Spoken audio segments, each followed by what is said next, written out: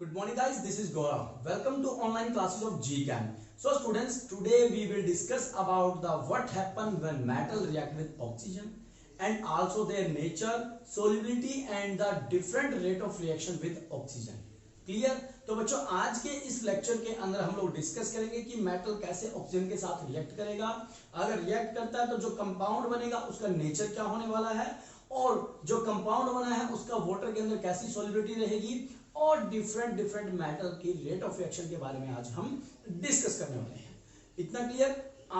और ये जो टॉपिक रहता है ये एटलीस्ट 2 to 3 मार्क्स का रहने वाला है, चाहे आपका स्टेट बोर्ड हो चाहे वो सीबीएसई बोर्ड हो। क्लियर है बच्चों? तो देखिए आज हम लोग क्या करेंगे, मेटल की रिएक्शन के बारे में डिस्कस करेंगे। किसके बारे में? मेटल्स की रिएक्शन किसके साथ? विद ऑक्सीजन के साथ। पहला क्वेश्चन ये होगा हमारे पास। सेकंड होगा हम इसकी सोल्यूबिलिटी से पहले नेचर के बारे में डिस्कस करेंगे। किसके बारे में डिस्कस करेंगे? नेचर क्या होगा कंपाउंड जो बनेगा, उसके बाद बात करेंगे सोल्यूबिलिटी के बारे में। किसके बारे में बच्चों? सोल्यूबिलिटी के बारे में। एंड थर्ड रहेगा रेट ऑफ रिएक्शन। किसके बारे में? रेट ऑफ रिएक्शन के बारे में हम लोग डिस्कस करेंगे। इतना क्लियर? तो देखिए बच्चों आज का टॉपिक स्टार्ट करने से पहले दो बातें आप लोगों को रिवाइज करवाना चाहूंगा। एक टर्म हम लोगों ने पढ़ी थी electropositivity and the second term is electronegativity. Electropositivity क्या होती है कि कोई भी मेटल होता है जब वो इलेक्ट्रॉन डोनेट करता है और कितनी एबिलिटी है इलेक्ट्रॉन डोनेट करने की। क्लियर है? हम न्यूक्लियस की पावर को बोल सकते हैं कि न्यूक्लियस के पास कितनी पावर है कि वो इलेक्ट्रॉन को डोनेट कर दे। उस डोनेट करने की एबिलिटी को हम बोलेंगे इलेक्ट्रोपॉजिटिविटी। ऐसे ही होती है टर्म इलेक्ट्रोनेगेटिविटी। अब वो होती क्या है कि कोई भी एटम कितने इलेक्ट्रॉन ले सकता है और कितनी पावर के साथ इलेक्ट्रॉन लेगा, तो बोलेंगे न्यूक्लियस की पावर। क्या है ये? न्यूक्लियस की पावर है इलेक्ट्रॉन को गेन करने की। अगर गेन करने की पावर होगी तो बोलेंगे इलेक्ट्रोनेगेटिविटी, अगर डोनेट करने की पावर होगी तो बोलेंगे इलेक्ट्रोपॉजिटिविटी। क्लियर? जब कोई डोनेट करेगा तो उसके ऊपर सिंबल आएगा पॉजिटिव, अगर कोई एटम गेन करता है तो उसके ऊपर आएगा सिंबल नेगेटिव। क्लियर इतना? तो देखिए जितने भी आप लोगों को मेटल मिलेंगे बच्चों, सारे के सारे कैसे मिलेंगे? इलेक्ट्रोपॉजिटिव मिलेंगे। कैसे मिलेंगे? इलेक्ट्रोपॉजिटिव। अब नॉन मेटल में ऐसा कुछ नहीं होता, नॉन मेटल इलेक्ट्रोपॉजिटिव भी होते हैं, नॉन इलेक्ट्रोनेगेटिव भी होते हैं, मगर हम बात करेंगे किनकी? जो इलेक्ट्रोनेगेटिव है। क्या है? इलेक्ट्रोनेगेटिविटी जिनकी होगी हम उन्हीं यहां पर नॉन मेटल्स को डिस्कस करेंगे। क्लियर? तो देखिए सबसे पहला क्वेश्चन क्या था हमारे पास कि मेटल अगर रिएक्ट करता है ऑक्सीजन के साथ तो क्या बनाएगा। पहला क्वेश्चन ये आता है और ये आपके एग्जाम में कई बार पूछा भी गया है कि what happen when magnesium react with oxygen, what happen when zinc react with oxygen, what happen when aluminium react with oxygen. तो देखिए बच्चों कि magnesium, what happen when magnesium react with oxygen, what will be the result. Clear? तो इतना ध्यान रखिएगा बच्चों कि अगर कोई मेटल रिएक्ट करता है ऑक्सीजन के साथ, अब ऑक्सीजन आप लोगों ने खाली O नहीं लिखना। क्लियर? वो खाली एक एटम होता है, अगर आप लोग इसको O2 लिखोगे तो ये मॉलिक्यूल बन जाएगा। क्या बन जाएगा बच्चों? मॉलिक्यूल बन जाएगा। और ऑक्सीजन खाली O की फॉर्म में नहीं रहता, नेसेंट ऑक्सीजन आपको कहीं नहीं मिलेगा, हमेशा ये मॉलिक्यूलर फॉर्म में अवेलेबल होता है। क्लियर? तो अगर एयर भी आता है, अगर यहां लिखता है what happen when metal react with air या what happen when metal react with oxygen, तो हमेशा याद रखना आप लोगों ने O2 लिखना है। क्या लिखना है? O2 लिखेंगे। अब देखिए जब मैग्नीशियम के साथ ऑक्सीजन रिएक्ट करता है दैट फॉर्म मैग्नीशियम ऑक्साइड। क्या बनाएगा? वो मैग्नीशियम ऑक्साइड बनाता है। अब देखिए ऑक्सीजन का एटॉमिक नंबर होता है 8। कितना होता है? 8। तो फर्स्ट सेल में जो इलेक्ट्रॉन आते हैं वो आते हैं 2 इलेक्ट्रॉन। कितने इलेक्ट्रॉन? 2 इलेक्ट्रॉन इसके फर्स्ट सेल में आएंगे। सेकंड में आते हैं 6। कितने आए? 6 इलेक्ट्रॉन। अब यहां पर रिक्वायरमेंट हमें पता है के सेल में होती है 2 इलेक्ट्रॉन की, एल में होती है 8 इलेक्ट्रॉन की, मगर यहां पर वैकेंसी कितने इलेक्ट्रॉन की रहेगी? यहां पर 2 इलेक्ट्रॉन की वैलेंसी रह गई। 2 लेकर ये कितने बनाएगा? 8 इलेक्ट्रॉन बनाएगा। तो 2 इलेक्ट्रॉन लेने के नाम का ऑक्सीजन के ऊपर क्या आएगा? नेगेटिव चार्ज आएगा बच्चों। क्या आएगा? Negative charge. अब वैकेंसी कितने की है? 2 की, तो ऑक्सीजन के ऊपर चार्ज क्या रहता है? -2। क्या रहता है? -2 चार्ज रहता है। तो अगर ऑक्सीजन के ऊपर चाहे नेगेटिव आए चाहे 2 नेगेटिव आए, अगर ऑक्सीजन के ऊपर सिंगल नेगेटिव है दैट इज कॉल्ड मोनोऑक्साइड। इसको हम क्या बोलेंगे? Mono for single, oxide for oxygen. Clear है बच्चों? ऑक्साइड किसके लिए आया? ऑक्सीजन के लिए आया। अगर यहां पर 2 माइनस रहता है, 2 नेगेटिव चार्ज रहता है, तो पहली बात डाई लिखेंगे। क्या लिखेंगे? Di for 2। किसके लिए? 2 के लिए। Oxide for oxygen. क्लियर है? इतनी बात क्लियर? तो देखिए जब मैग्नीशियम के साथ ऑक्सीजन रिएक्ट करेगा तो क्या कंपाउंड बनाएगा। अगर आप यहां थोड़ा सा पजल हो जाते हो तो देखिए क्या करना है। आप लोग सिंपल क्या लिखेंगे? सिंपल आप लोगों ने लिखना है मैग्नीशियम, इतना लिखा, उसके बाद ऑक्सीजन लिखा। क्लियर? मैग्नीशियम का एटॉमिक नंबर कितना होता है? मैग्नीशियम का एटॉमिक नंबर 12। फर्स्ट सेल में कितने आएंगे? 2, सेकंड में 8 एंड देन फिर 2। यही होते हैं इसकी कंफिगरेशन। अब देखिए यहां पर क्या होगा? यहां 2, 8 एंड देन 8। अब मैग्नीशियम को कितने इलेक्ट्रॉन चाहिए? 6 इलेक्ट्रॉन चाहिए। मगर इसके जो न्यूक्लियस होगा 12 जो प्रोटॉन होंगे वो मैग्नीशियम को परमिशन नहीं देंगे कि वो अपने 6 इलेक्ट्रॉन कहीं से गेन कर ले। वो क्या करेंगे भाई? 6 इलेक्ट्रॉन लेने में ज्यादा एनर्जी लगेगी, वो क्या करेंगे? बोलेंगे आप 2 इलेक्ट्रॉन ही डोनेट कर दो, क्योंकि 2 इलेक्ट्रॉन देने में कम एनर्जी लगेगी और 6 इलेक्ट्रॉन लेने में ज्यादा एनर्जी लगेगी। इसलिए मैग्नीशियम क्या करेगा? 2 इलेक्ट्रॉन डोनेट कर देगा। तो डोनेट करने के नाम का मैंने यहां लिखा +2। ये प्लस ना भी लिखो तो काम चल जाएगा, जस्ट हम लोगों ने सोल्व करना है। ऑक्सीजन का हम लोगों ने निकाला था कि ऑक्सीजन की वैलेंसी कितनी होती है? 2 की होती है। तो ये अगर मैं इनको कैंसिल करता हूं तो क्या आएगा? 1:1 आता है। तो यहां पर जो रिजल्ट आएगा वो क्या आएगा? MgO, मैग्नीशियम ऑक्साइड बन गया। क्या बन गया बच्चों? Magnesium oxide. अब आप कहोगे सर आपने यहाँ ना मोनो बोला ना डायो बोला। तो मैंने इसलिए नहीं बोला क्योंकि यहाँ पर ऑक्सीजन एक है, मोनो बोलने की जरूरत नहीं पड़ेगी। इतना क्लियर? मोनो आप लोग को बोलने की जरूरत नहीं पड़ेगी। अगर स्पेशल कुछ चीजें आती जैसे CO कार्बन की फॉर्म में आता तब हम लोग कार्बन मोनोऑक्साइड बोलेंगे, तब भी कोई गलत नहीं निकालेंगे। यहाँ बोल सकते हैं मगर जरूरत नहीं है। इतना क्लियर? अब इसको बैलेंस करेंगे। अब देखिए ऑक्सीजन कितने हमारे पास? यहाँ 2 है, वहां पर 1 है। तो मैं इसको बैलेंस करने के लिए यहाँ क्या लगाऊंगा? 2। अब गड़बड़ ये हो गई कि मैग्नीशियम इधर प्रोडक्ट में 2 हो गए, यहाँ पर 1 है, तो मैं यहाँ पर भी क्या करूंगा? 2 लगा दूंगा। इतना क्लियर? ये हो गया मैग्नीशियम ऑक्साइड। अब हमारे पहले क्वेश्चन का आंसर क्या मिला कि जब मेटल रिएक्ट करेगा हमारा ऑक्सीजन के साथ दैट फॉर्म मेटल ऑक्साइड। वो क्या बनाएगा बच्चों? मेटल ऑक्साइड बनाएगा। और इस मेटल ऑक्साइड की बहुत सारी प्रॉपर्टीज रहती हैं। अब कुछ और एग्जांपल लेके चलते हैं। नेक्स्ट एग्जांपल मैं लेता हूं। अगर सोडियम रिएक्ट करता है ऑक्सीजन के साथ व्हाट विल इट फॉर्म? अगर पोटेशियम रिएक्ट करता है तो वो क्या बनाने वाला है? क्लियर? अगर एल्यूमिनियम या जिंक रिएक्ट करेगा तो क्या बनाएगा? कुछ और एग्जांपल लेते हैं बच्चों। सोडियम रिएक्ट किया ऑक्सीजन के साथ, किसके साथ? ऑक्सीजन गैस के साथ। ये क्या बनाएगा? जल्दी से सोल्व कीजिएगा, देखते हैं। सोडियम का एटॉमिक नंबर क्या था? 11। क्या था बच्चों? 11। फर्स्ट सेल में 2, 8 एंड 1। कितने इलेक्ट्रॉन को डोनेट करेगा सोडियम? 1 इलेक्ट्रॉन का डोनेट करेगा। कितने का? 1 का। ऑक्सीजन का तो हमें पता ही है, O लेके चलेंगे। आप कहोगे सर यहाँ पर 2 थी। हाँ 2 थी, मगर हम लोग ये रफ वर्क कर रहे हैं बच्चों। क्या कर रहे हैं? ये रफ वर्क कर रहे हैं जिसमें हम जस्ट सीख रहे हैं कि रिएक्शन कैसे करनी है या उसका प्रोडक्ट क्या बनेगा। ऑक्सीजन के यहाँ 2 लिखेंगे, क्रॉस मल्टीप्लाई कर देंगे तो क्या बनेगा? Na2O। ये हमारा प्रोडक्ट बन जाएगा। क्लियर? अब ऑक्सीजन यहाँ पर 2 है, यहाँ पर 1 है, तो मैं बैलेंस करने के लिए कितना लिखूंगा? 2। और सोडियम को बैलेंस करने के लिए हम क्या लिखना पड़ेगा? 4 लिखना पड़ेगा। इतना क्लियर?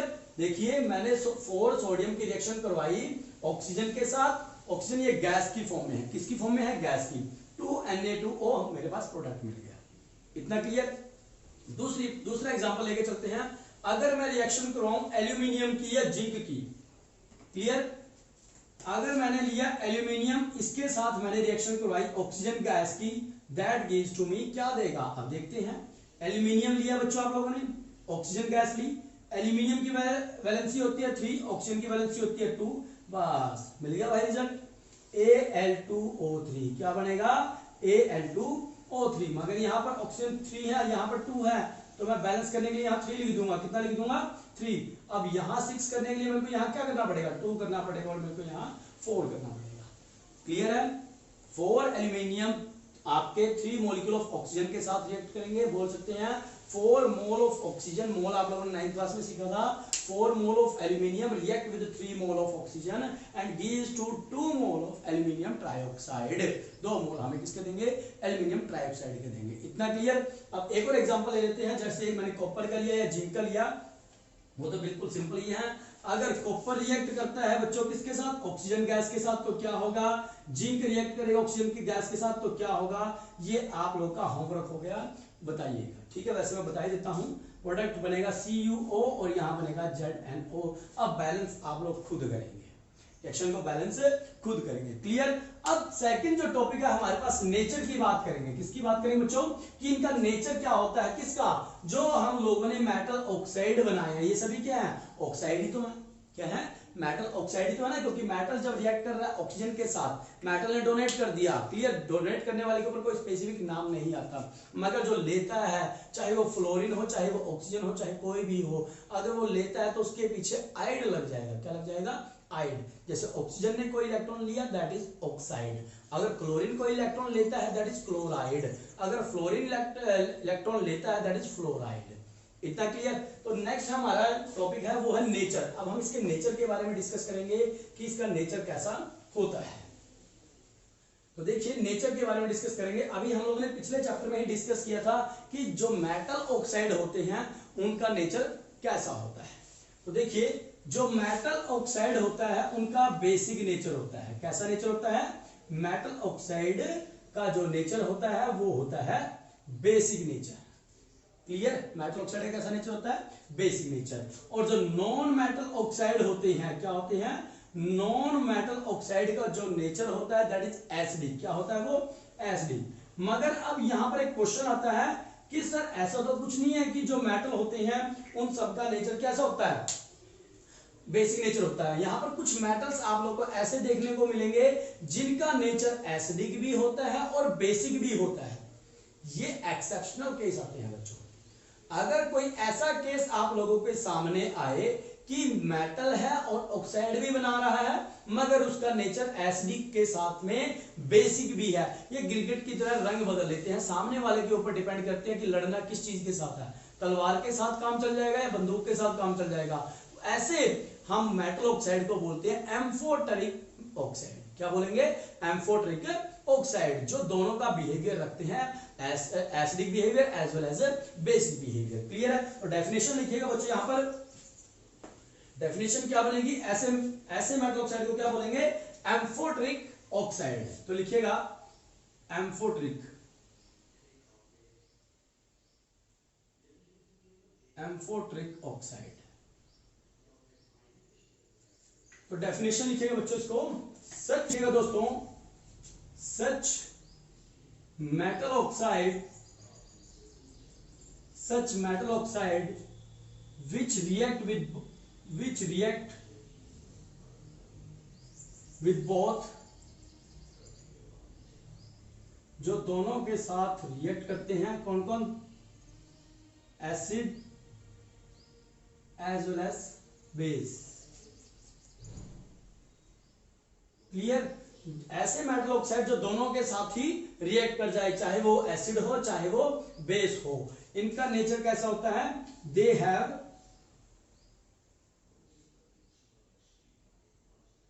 Dual nature. कैसा नेचर होता है इनका? ड्यूअल नेचर होता है, मतलब एसिडिक नेचर भी होता है, एसिडिक एंड बेसिक नेचर। इनका कैसा नेचर होता है बच्चों? एसिडिक के साथ साथ इनका बेसिक नेचर भी होता है। एग्जाम्पल के साथ सोल्व करते हैं इसको। देखिए, कुछ एग्जाम्पल हमारे पास, मैंने यहां पर लिया एल्यूमिनियम Al2O3, अभी हम लोगों ने बनाया था, एल्यूमिनियम ट्राइऑक्साइड लिया। अगर मैं इसकी रिएक्शन करवाता हूं HCl के साथ, किसके साथ रिएक्शन करवाई? HCl के साथ मैंने इसकी रिएक्शन करवाई। अब देखिए, HCl इज एसिड, तो ये किसकी तरह बिहेव करेगा? बेस की तरह। और हम लोगों को पता है ऐसी रिएक्शन जिसके अंदर acid react with base that gives to us salt and water. The reaction which give salt and water, that reaction is also known as neutralization reaction. पिछले चैप्टर में हम लोगों ने डिस्कस किया था। क्लियर? ये एसिड हो गया, ये क्या है? बेस। तो हमें क्या देगा? वाटर एंड देन साल्ट देगा। इतना थोड़ा सा ध्यान रखना है बस। क्लियर, क्योंकि एल्यूमिनियम ट्राइऑक्साइड बहुत अच्छा एग्जांपल है किसका, एम्फोटेरिक ऑक्साइड का। ठीक है बच्चों, अब देखिए Al2O3 प्लस 6HCl, यहां पर क्या हुआ, वाटर हम लोगों ने बाहर निकाल दिया। अब एल्यूमिनियम जब क्लोरीन के साथ रिएक्ट करेगा तो हमें एक अच्छा साल्ट देता है, that is aluminium AlCl3, aluminium trichloride हम लोगों को बना कर देगा। क्लियर, रिएक्शन को बैलेंस कर देंगे। बैलेंस करने के लिए देखिए क्या करना पड़ेगा आप लोग को, यहां अगर मैं 2 लिख देता हूं, क्या लिख देता हूं 2, तो यहां पर मेरे पास क्लोरीन 6 आएंगे, तो यहां पर भी मेरे को कितना करना पड़ेगा, 6HCl करना पड़ेगा और यहां पर 3 लेना पड़ेगा। क्लियर, तो ये मेरी रिएक्शन हो जाएगी। क्लियर, ऐसे ही अगर मैं रिएक्शन करता हूं एल्यूमिनियम ट्राइऑक्साइड की किसके साथ, स्ट्रॉन्ग बेस के साथ, Al2O3 when react with NaOH, किसके साथ रिएक्ट करेगा बच्चों, NaOH के साथ रिएक्ट करता है, तो ये हमें देगा सबसे पहले वाटर देगा। क्या देगा बच्चों, वाटर। क्लियर, अब यहाँ पर हाइड्रोजन 2 है, यहाँ पर 1 है, तो मैं यहाँ क्या लिखूंगा, 1 लिखूंगा। बचे हुए सब्सटेंस को यहाँ लिख देंगे। ठीक है बच्चों, तो जो हमारे पास साल्ट बनेगा वो बनेगा 2NaAlO, कितने हो जाएंगे 2, ये हमारा साल्ट रहेगा। तो ये 2 एग्जांपल है किसके, हमारे एम्फोटेरिक ऑक्साइड। इतना क्लियर। एम्फोटेरिक ऑक्साइड क्या होते हैं, ऐसे ऑक्साइड जिनका ड्यूअल नेचर होता है, जो एसिड के साथ में बेस की तरह बिहेव करते हैं। इतना क्लियर। तो चलो अब नेक्स्ट टॉपिक है सॉल्युबिलिटी के बारे में डिस्कस करते हैं। ये क्लियर हुआ ना सबके, तो सॉल्युबिलिटी के बारे में डिस्कस करते हैं, सॉल्युबल क्या होते हैं कि नहीं होते हैं। अब देखिए बच्चों, कुछ मेटल ऑक्साइड तो डिसॉल्व हो जाते हैं और कुछ डिसॉल्व नहीं होते। क्लियर, बहुत सारे मेटल ऑक्साइड होंगे जो वाटर के अंदर डिसॉल्व नहीं होते और बहुत सारे मेटल ऑक्साइड ऐसे हैं जो वाटर के अंदर डिसॉल्व हो जाते हैं। क्लियर, देखिए जो मेटल ऑक्साइड वाटर के अंदर डिसॉल्व हो जाए, those metal oxide which dissolve into water are known as alkali, उनको हम क्या बोलेंगे, अल्कली बोलेंगे, क्योंकि वो बेस बनाने वाले हैं। फॉर एग्जांपल मैंने लिया Na2O, सोडियम ऑक्साइड लिया, रिएक्शन करवाई वाटर के साथ। किसके साथ रिएक्शन करवाई, जब सोडियम ऑक्साइड वाटर के साथ रिएक्ट करेगा, that gives to me 2NaOH।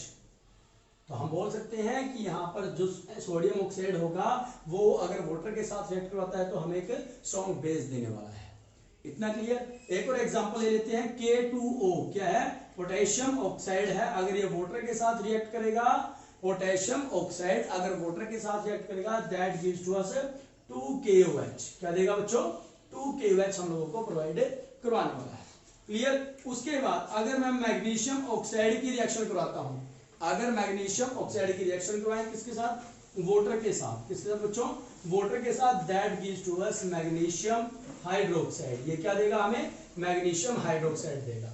तो ये कुछ एग्जांपल होते हैं जो आप लोगों से पूछेगा कि what happen when metal oxide react with base, या फिर बोलेगा आप लोगों को कि मेटल ऑक्साइड यदि वाटर के साथ डिसॉल्व करेंगे या रिएक्ट करेंगे तो क्या प्रोडक्ट देगा, आल्सो गिवन है एग्जांपल। ये पिछले 2 या 3 साल पहले आपके सीबीएसई बोर्ड में भी पूछा गया था।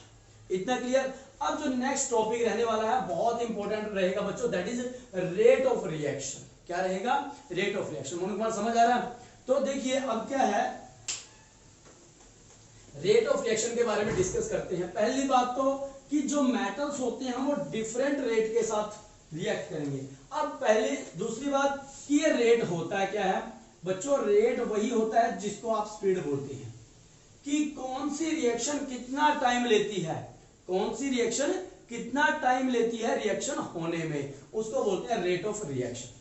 जितना भी टाइम रिएक्शन के द्वारा लिया गया है कि कितनी देर में हमारी रिएक्शन हुई है, हम उसको क्या बोलेंगे, रेट बोलेंगे। स्पीड हम लोग गाड़ियों के लिए यूज करते हैं, फिजिक्स में हम स्पीड का यूज करेंगे, मगर केमिस्ट्री में स्पीड को क्या बोलेंगे, रेट बोलेंगे। क्या बोलेंगे, रेट बोलेंगे। क्लियर। अब देखिए सबसे पहले मैं उन मेटल्स की बात करूंगा जो हाई रिएक्टिव है। बात करते हैं लिथियम की, बात करते हैं सोडियम की, बात करेंगे पोटेशियम की।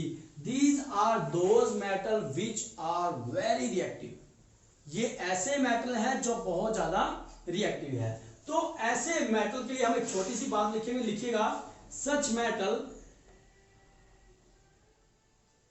मेटल लाइक सोडियम पोटेशियम, ठीक है। तो ये क्या होते हैं, विच react vigorously which react vigorously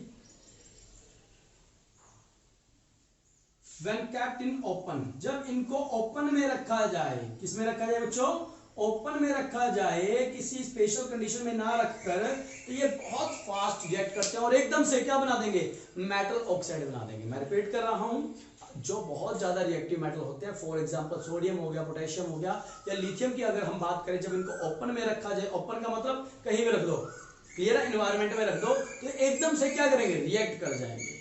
तो इसी के बिहाव पे एक क्वेश्चन पूछा जाता है कि why sodium metal are kept in kerosene oil, why potassium are kept in kerosene oil और पैराफिन वैक्स के अंदर क्यों रखा जाता है। ये है उसका आंसर बच्चों, कि अगर मेटल कौन कौन से, sodium and potassium, sodium and potassium which react vigorously when kept in open, that is why, इसीलिए इनको, that is why kept in kerosene oil, इसीलिए इनको कहां रखा जाता है, कैरोसिन ऑयल में रखा जाता है। इतना क्लियर, वो आंसर क्लियर। उसके बाद देखिए, अब हम बात करेंगे ऐसे मेटल्स की जो इतने ज्यादा रिएक्टिव नहीं है, मॉडरेट रिएक्टिव है। बात करेंगे मैग्नीशियम की, बात करेंगे एल्यूमिनियम की, बात करेंगे लेड और आयरन की। क्लियर है, किसकी बात करेंगे, आयरन की बात करेंगे, लेड की बात करेंगे, इन सब की हम बात करेंगे। सबसे पहले बात करूंगा मैं आयरन की, तो इसकी बात करेंगे आयरन की। आयरन जब भी ऑक्सीजन के साथ रिएक्ट करता है, किसके साथ रिएक्ट करता है, अगर वहां पर थोड़ा सा मॉइस्चर प्रेजेंट हो, क्या प्रेजेंस हो, मॉइस्चर प्रेजेंट हो, तो यहां पर ये बनाता है Fe3O4। क्लियर, जो रस्टिंग ऑफ आयरन करता है, बहुत स्लो प्रोसेस होती है। आप लोगों ने देखा भी होगा, बहुत सारे ऐसे घरों में हमारे इंस्ट्रूमेंट होते हैं जिनके ऊपर जंग लगना स्टार्ट हो जाता है, वो काफी लंबे टाइम तक की प्रोसेस चलती रहती है। उसके बाद अगर मैं बात करूं मैग्नीशियम की या लेड की बात करें या एल्यूमिनियम की बात करें, ये ऐसे मेटल होते हैं बच्चों जो रिएक्ट तो करते हैं एयर के साथ, मगर ज्यादा लंबे टाइम तक रिएक्ट नहीं करते। फॉर एग्जांपल, जैसे हम लोगों ने गाड़ी बिल्कुल हम लोगों ने धोके खड़ी कर दी, वॉश करके अच्छे से वॉश किया, गाड़ी को खड़ा कर दिया, उसके बाद आप लोगों ने गाड़ी के ऊपर कवर डाल दिया। क्या डाल दिया, कवर डालने से क्या बेनिफिट होगा कि अब हमारी गाड़ी ज्यादा दिन तक गंदी नहीं रहेगी। क्लियर है, उसी तरह ये ऐसे मेटल हैं, अगर ये ऑक्सीजन के साथ रिएक्ट कर लेते हैं और मेटल ऑक्साइड बना देते हैं, क्लियर, उसके बाद दोबारा से इनके ऊपर कोई रिएक्शन नहीं होगी। क्लियर, अगर रिएक्शन करवानी है, फॉर एग्जांपल आपका बन जाता है मैग्नीशियम ऑक्साइड या लेड ऑक्साइड बन जाए, क्लियर, तो आपको पहले इस ऑक्सीजन को रिमूव करना होगा, तब ये मैग्नीशियम रिएक्ट करेगा। मैं रिपीट कर रहा हूं कि अगर आप लोग इन मेटल्स की रिएक्शन करवाते हो ऑक्सीजन के साथ, तो अगर ये मेटल ऑक्साइड बनाते हैं तो पहले आपको ऑक्सीजन को रिमूव करना होगा, तब जाकर ये रिएक्ट करेंगे, वरना ये रिएक्ट नहीं करेंगे। इतना क्लियर। अब यहां पर हमारे पास दो प्रोसेस आती हैं, एक आती है गैल्वेनाइजेशन क्या होता है, and the second is anodizing क्या होती है, उसके बारे में थोड़ा सा डिस्कस कर लेते हैं।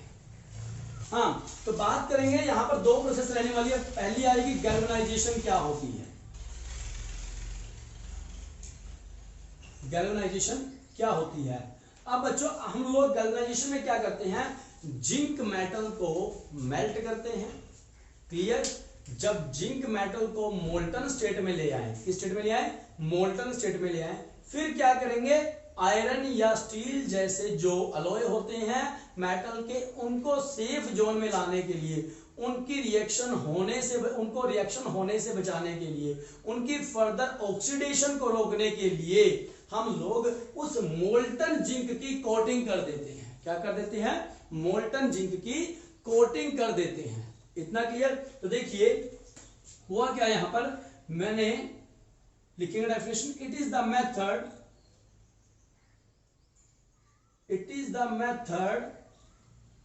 To prevent iron and steel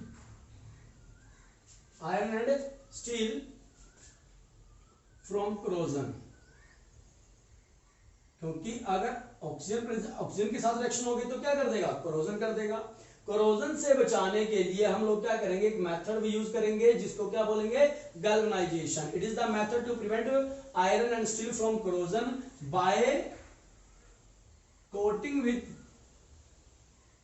किसके साथ कोटिंग करके, by coating with zinc metal, zinc metal के साथ कोटिंग करके, by coating with zinc metal. तो ऐसी प्रोसेस को हम क्या बोलेंगे, गैल्वेनाइजेशन बोलेंगे। क्या बोलेंगे बच्चों, गैल्वेनाइजेशन। अब उसके बाद एक और इंपॉर्टेंट डेफिनेशन आती है, दैट इज, ये उतार लिया सबने, अब क्लियर करते हैं। देखिए एक और बड़ी इंपॉर्टेंट डेफिनेशन आती है, दैट इज एनोडाइजिंग क्या होती है। इस नेक्स्ट प्रोसेस है वो है एनोडाइजिंग क्या होती है। बहुत इंपॉर्टेंट क्वेश्चन रहने वाला बच्चों, इस डेफिनेशन को अच्छे से अपनी नोटबुक में उतार लेना। क्लियर। एक्चुअल में क्या होता है, एक प्रोसेस होती है जिसमें हम क्या करते हैं, कंटेनर के अंदर दो इलेक्ट्रोड रखते हैं, एक एनोड रखेंगे और दूसरी क्या रखेंगे, कैथोड। एक कंटेनर लिया जिसके अंदर हम लोगों ने दो इलेक्ट्रोड डाली, एक एनोड और एक कैथोड। एनोड को हम लोगों ने बैटरी के पॉजिटिव टर्मिनल से जोड़ दिया और कैथोड को बैटरी के नेगेटिव टर्मिनल से जोड़ दिया। क्लियर। अब देखिए, और इस कंटेनर के अंदर हम लोगों ने डाला, क्या डाला, जिंक सल्फ्यूरिक एसिड डाला। और सल्फ्यूरिक एसिड भी कैसे डालेंगे, डाइल्यूट सल्फ्यूरिक एसिड डालेंगे। क्लियर। और यहां पर क्या होगा, जो हमारी एनोड होगी ये एल्यूमिनियम की होगी, किसकी होगी, एल्यूमिनियम की स्ट्रिप होती है। जब इस सल्फ्यूरिक एसिड के अंदर से करंट पास होगा तो ये आयंस में टूट जाएगा। किसमें टूट जाएगा, आयंस में। और यहां पर जो कैथोड होगी इसके ऊपर एवोल्यूशन होगा हाइड्रोजन गैस का, किसका, हाइड्रोजन गैस का। और एनोड पे होगा ऑक्सीजन गैस का। मतलब यहां पर एक छोटी सी रिएक्शन होगी, क्या, कि aluminium react with oxygen. Aluminium किसके साथ रिएक्ट करेगा, ऑक्सीजन के साथ, और हमें ये देगा Al2O3। क्लियर। एल्यूमिनियम ट्राइऑक्साइड हम लोगों को देगा। और इसी प्रोसेस को हम क्या बोलते हैं, एनोडाइजिंग बोलते हैं। क्या बोलते हैं, एनोडाइजिंग। अब इसके बेनिफिट क्या है बच्चों, ये आप लोग के दरवाजे बनाने में काम आती है, दरवाजों के हैंडल्स बनाने में काम आती है, बहुत सारी गाड़ियों के इक्विपमेंट्स बनाने में काम आती हैं। ऐसे जो गैल्वेनाइजेशन प्रोसेस थी वहां उनका भी ऐसे काफी जगह यूज होता है। क्लियर। ये थे वो मेटल जो मॉडरेट होते हैं, जो इतने खास रिएक्टिव नहीं होते, जिनको रिएक्टिव बनाया जाता है। अब बात करेंगे कुछ ऐसे मेटल्स की जो बिल्कुल ढीठ होते हैं, उनको कहीं डालो रिएक्टिव नहीं करते। फॉर एग्जाम्पल मैंने बात करी गोल्ड की, किसकी बात करूंगा, गोल्ड की। गोल्ड के आप लोगों ने ऑर्नामेंट्स देखे होंगे, ये नेकलेस होते हैं जो कानों में डालने वाले गहने होते हैं, वो इतनी आसानी से रिएक्ट नहीं करते। ऐसे ही हमारे पास सिल्वर हो गया, क्या हो गया, सिल्वर, या फिर आजकल प्लेटिनम के चल पड़े हैं। ये सभी ऐसे मेटल्स होते हैं जो इतनी आसानी से रिएक्ट नहीं करते हैं। इतना क्लियर बच्चों। देखिए आज हम लोगों ने क्या डिस्कस किया, मेटल्स के बारे में डिस्कस किया कि वो ऑक्सीजन के साथ कैसे रिएक्ट करता है। दूसरा हम लोगों ने इसके नेचर के बारे में पढ़ा कि नेचर कैसा होता है, एसिडिक होता है कि बेसिक होता है, अगर बेसिक है तो किन किन का बेसिक होता है, और उन सब के बारे में पढ़ा किन किन का एम्फोटरिक नेचर होता है। उसके बाद हम लोगों ने डिस्कस किया सोलिबिलिटी के बारे में। किसके बारे में, सोलिबिलिटी। कुछ मेटल ऑक्साइड ऐसे थे जो वाटर में सोल्यूबल नहीं थे, और जो सोल्यूबल थे उन लोगों को हम लोगों ने बोल दिया बेस। क्या बोल दिया, बेस। अब लास्ट में टॉपिक पढ़ा रिएक्टिविटी। रिएक्टिविटी हम लोगों ने पढ़ा जो सबसे ज्यादा रिएक्टिव थे उनको कहां रखा गया, कैरोसिन ऑयल में रखा गया, और जो मॉडरेट रिएक्टिव थे उनकी कुछ प्रोसेस थी जिनका हम लोगों ने बेनिफिट उठाया। और बेनिफिट उठाकर दो प्रोसेस पढ़ी, गैल्वेनाइजेशन और सेकेंडरी एनोडाइजिंग। क्या पढ़ी, गैल्वेनाइजेशन और एनोडाइजिंग, जिनका हम लोगों ने हमारे हाउस होल्ड वर्क में काफी ज्यादा यूज किया। और जो थर्ड थे जो बहुत कम रिएक्टिव होते हैं, ना के बराबर रिएक्टिव होते हैं, that is gold, silver and platinum, जिनका हम लोगों ने गहनों के, नेकलेस के या ऑर्नामेंट्स के रूप में उनका यूज किया। तो आज के लिए इतना ही, थैंक यू।